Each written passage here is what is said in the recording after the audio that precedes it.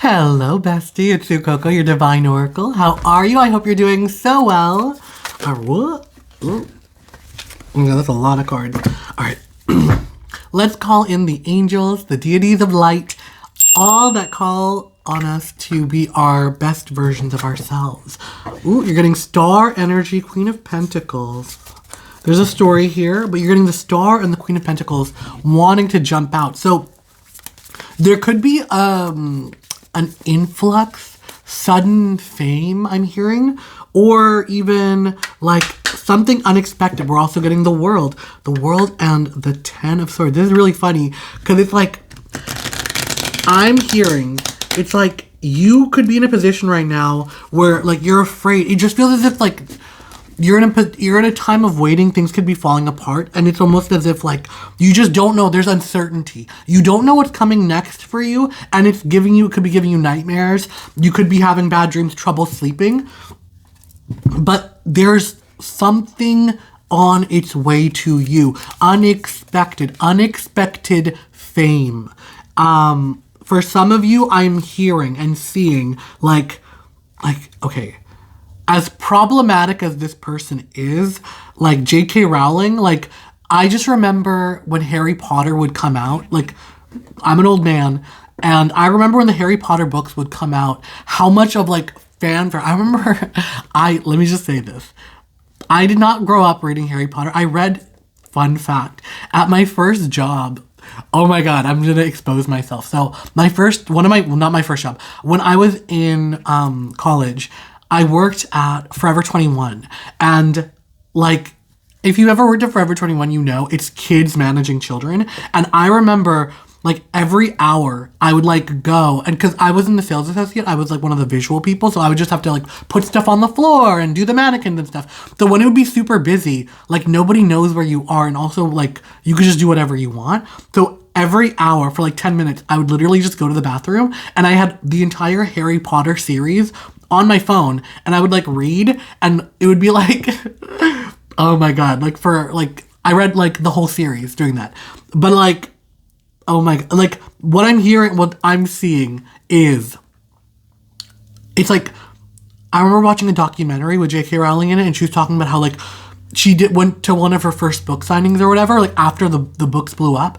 And as they were driving down, it was just like lines going down the block.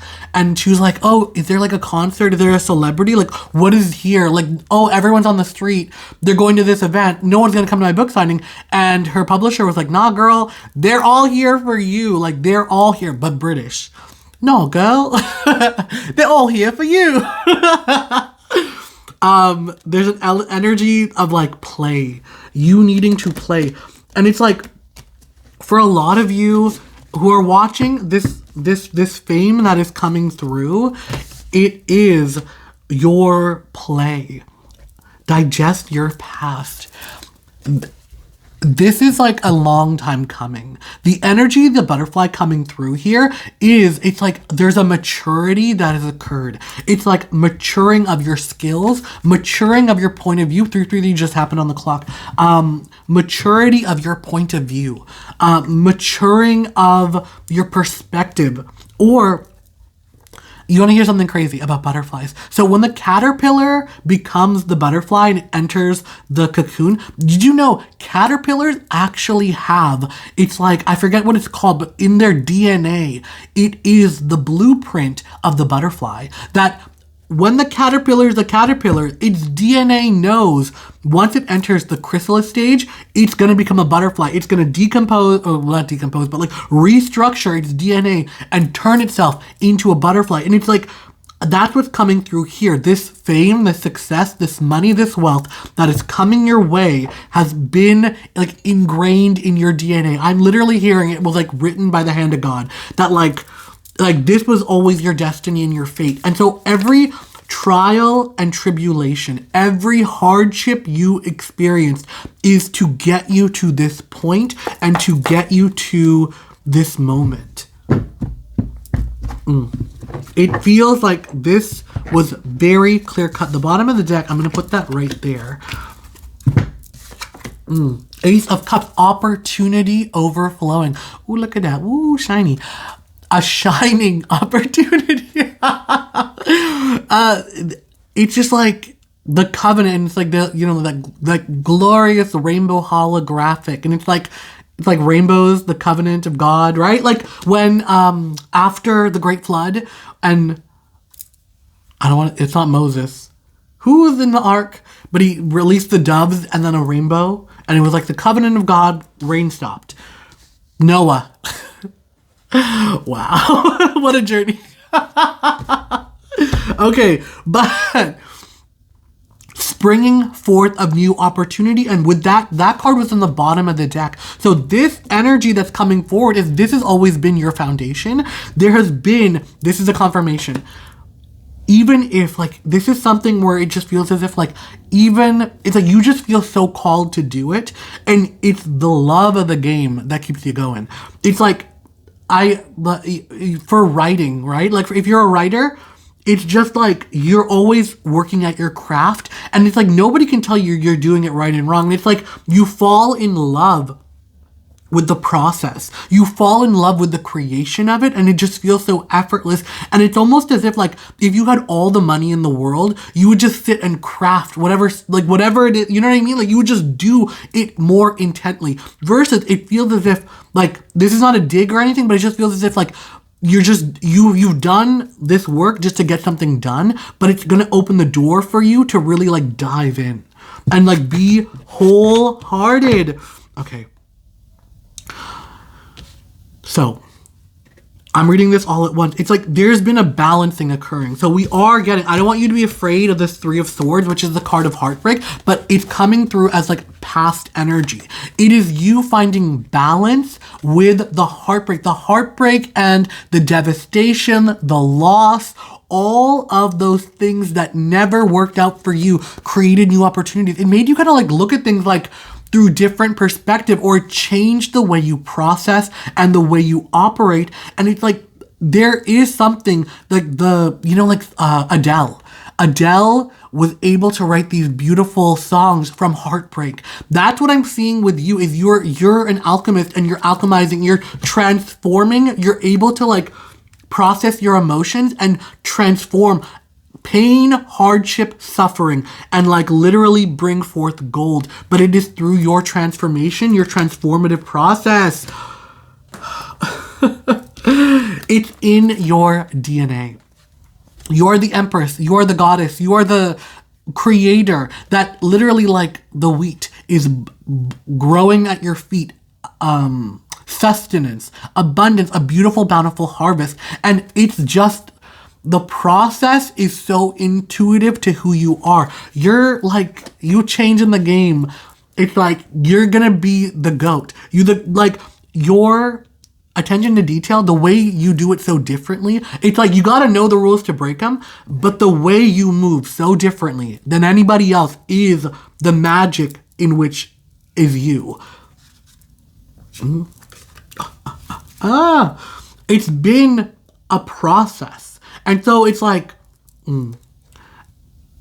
these opportunities are almost going to come out of like nowhere. There is an energy here of the more you devote to yourself, the more it shouldn't make sense. But the more you go into your own internal world, the more you cultivate, the more bountiful your harvest is going to be. The allies are going to be coming from the shadows, from the smoke, from the fog. Those who are there to aid you will reveal themselves. Ooh. It is the justice for your hard work. All the times you, this is going to come unexpectedly. I dropped it. So this success is going to, like, what I see is like, it's like I just feel as if this could have been like a childhood memory of like you were working on something as a kid. It's like if you want, say your parents really wanted you, this is just story time. This may not be your story. It's like your parents really wanted you to be a doctor or like an accountant, and you loved to draw, and you would like make little comic books and whatever. And then your parents found out and they took your pencil crayons and they threw them away. But it was like in your heart. So like when you would be in medical school, you would, draw in all the margins, and you still cultivated and kept it alive. And it's like now, it's like graduation is around the corner, but all of a sudden, in your spare time, you had an art Instagram, you were making a webcomic or something, and all of a sudden, that thing blows up, and it's like you have this opportunity, and it's like, oh, you know what's crazy? It's like I was just watching, like a bunch of webcomics are getting like anime adaptions, which is like cool as heck, where it's like, okay, they made a webcomic just by their own selves, and Netflix approached them, they're like, hey, we want to turn this into an animated series.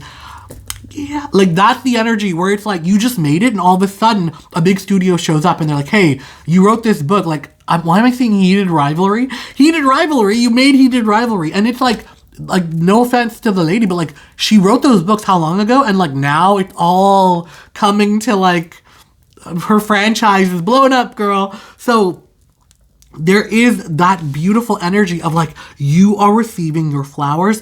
It's been a long time coming, but it's like it was in your DNA. Let that be the resonance, and you just gotta keep on keeping on. Just keep on keeping on, and stay true to your power, and stay true to like your calling. Stay true to yourself. Don't allow the glitz or like other voices to get in the way of what it is you are doing and intuitively doing. And it's like, again, I get she's problematic, but with J.K. Rowling and like Harry Potter, when she wrote, I think like the first 3 books, let's just talk about the spirit of J.K. Rowling, not like the actual person. You know what I mean? Like the entrepreneurial spirit.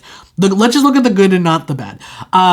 The first 3 books, 4 books, were pretty, like they weren't crazy. Oh, well, actually the 4th one, Goblet of Fire, was pretty big. But the first 3 books were a little, you know, they're a little, because they're made for kids. But like as she gained more fame and popularity, her publishers were like, okay, you're doing it, you know what you're doing, like let's just kind of run wild. And the next books were like thick, they were some thick books, and it's almost as if like you're just gonna be just doing what you do more. It's like you're gonna get the reins to just run free, where it's so much like there's gonna be magic. They're gonna see, it's like when you're panning for gold, there's like glimmer, but all of a sudden they don't even realize that like the real gold, like it's like the mountain is made of gold, baby, and you're that mountain. It's sustainable and it's all coming from you, but you are just needing to be in your own power. And it's like